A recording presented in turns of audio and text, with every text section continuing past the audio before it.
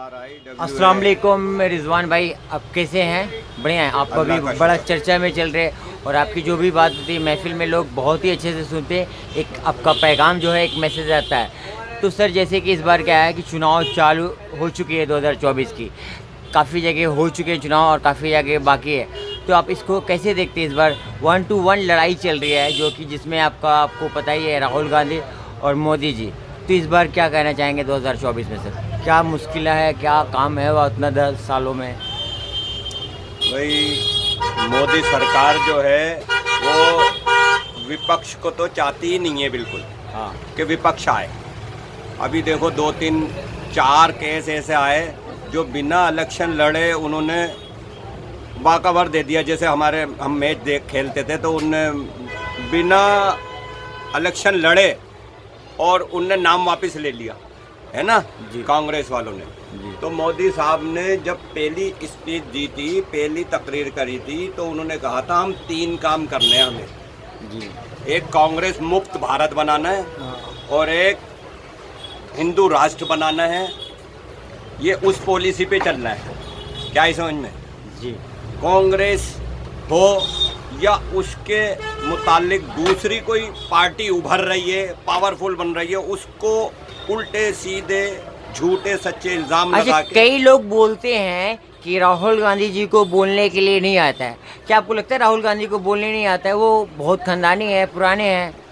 देखो, खानदान से कुछ नहीं होता। ये तो हकीकत है कि उसको बोलना नहीं आता। और मेरे हिसाब से मेरी 61 साल की एज है जी।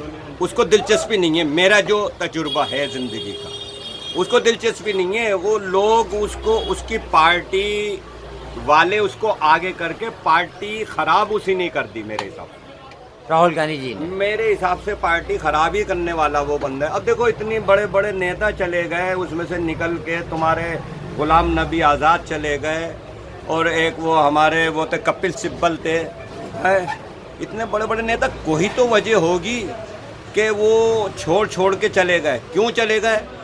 वो राहुल को कोई दिलचस्पी नहीं है। और ये गवर्नमेंट ने एक ही टारगेट बना रखा है, सॉफ्ट टारगेट पकड़ रखा है, राहुल राहुल राहुल। बस उसी को लेके चल रहा है वो। राहुल। तो मतलब इतना मतदान हो चुकी है, तो मतलब जैसे कि इस बार आपका पल्ला किधर जा रही है? पल्ला भारी? पल्ला कोई नहीं कह सकता पल्ला किधर भारी। जीतेगी बीजेपी। ईमानदारी से, घी सीधी उंगली से नहीं निकलेगा तो टेढ़ी से निकलना। कई बार हंगामा हुआ कि ये बैलेट पेपर से चुनाव हो गए, लेकिन फिर भी ये माना नहीं गया है, फिर भी वही चल रही है चुनाव उसी से। तो क्या इसमें इस बार सेटिंग हो सकती है? फिर से ये हैक किया जा सकता है? हैक तो होता ही है भाई, आपके हिसाब से? वो तो बैलेट पेपर के तो बिल्कुल ही खिलाफ है ये गवर्नमेंट, क्योंकि उसको पता है इसमें क्या 9 13 22 कर रखा है इन्होंने जुगाड़। जी। जो इलाके इनको पता है कि ये इलाकों से हमारी सीट नहीं आएगी, वहाँ करते हैं, हर जगह नहीं करते। हाँ। समाचारों में कहते हैं वो कि भाई जहाँ बीजेपी हारी उसमें वॉलेट पेपर की ज़रूरत थी या नहीं थी। हाँ। जहाँ इनका बस नहीं चला वहाँ हार भी जाते हैं। हाँ। दिखलाने के लिए हारना भी तो पड़ता है ना। जी। ये नहीं तो पूरा इल्ज़ाम आएगा कि जी पूरा अंधेर नगरी चौपट राज होएवा है। वो होएवा तो यही है, अंधेर नगरी चौपट राज होएवा है।